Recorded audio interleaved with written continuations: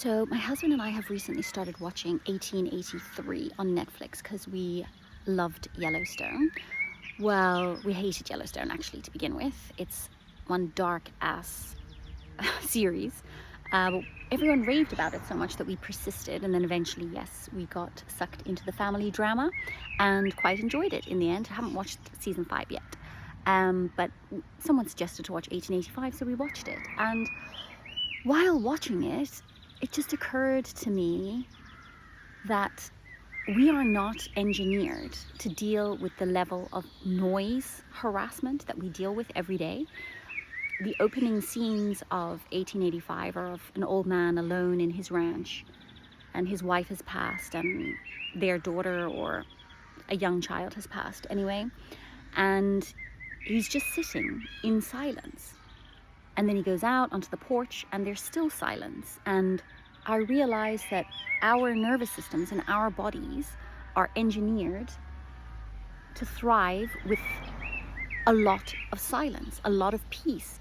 There's no sirens, there's no drones, there's no electricity humming, there's no phone, there's no dinging, there's no TV, there's no anything that isn't organic, no weird noises. And even if we don't realize it, we are constantly surrounded by this inorganic noise that jacks up our nervous system. And I'm like, maybe this is also part of why people are struggling so much with autism and all these, anxiety and all these, stress-related illnesses, because that is probably how we're genetically predisposed to live, because we haven't evolved. It was quite recent. It was only like 100-200 years ago, and we haven't evolved past that yet. It would probably take longer for that. And my husband was saying we wouldn't survive in those days. It would be too hard for us. And I was like, yes, I agree. Physically, I don't think we could take that amount of suffering. They were very strong physically. They had to walk a lot, and they didn't have any of the hot water, the conveniences that we have. But similarly, I don't think that they would survive in our day and age for a completely different reason, that mentally they would break down with the relentlessness of today. They worked hard, but in the evening, there's no electricity.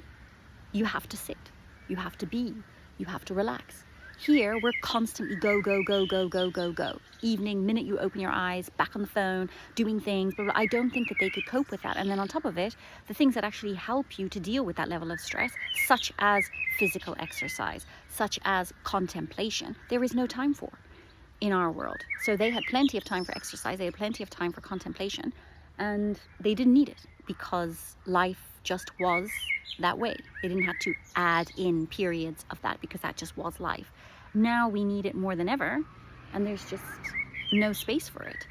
So it was a really unexpected observation and learning from 1883 on Netflix. And also Yellowstone, I mean, that is an exercise in the land saying no. I'm like, what has to happen to these people for them to get the idea that the land is rejecting them wholesale?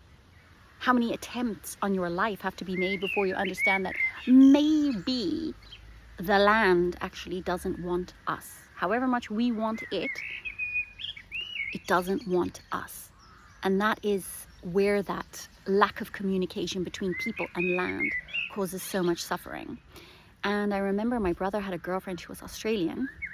She was talking about Aboriginal people and how annoying they are. She was a lovely girl, by the way. But it was just an interesting perspective of they're so annoying because they had no homes, so the government built them homes and then they refused to live in them. And I was like, maybe the house was on land that was sacred. Maybe it was on land that was cursed. Because they understand the energy of the land, they cannot live in it. They will not put their family into a home that they know is going to bring sickness for whatever reason. But from the Western perspective, it's like, oh my God, you need a house. I build you a house and now you won't live in the house. Like, it's so illogical and annoying. Again, that's a symptom of this lack of connection and communication between people and the land. They and the land are in communication. The land, maybe it was just the spirits of the land said, no, you cannot live here. And so they respect it and they don't live there. But we, cut off from that communication, can't understand that moving into that house would be worse than not having a house.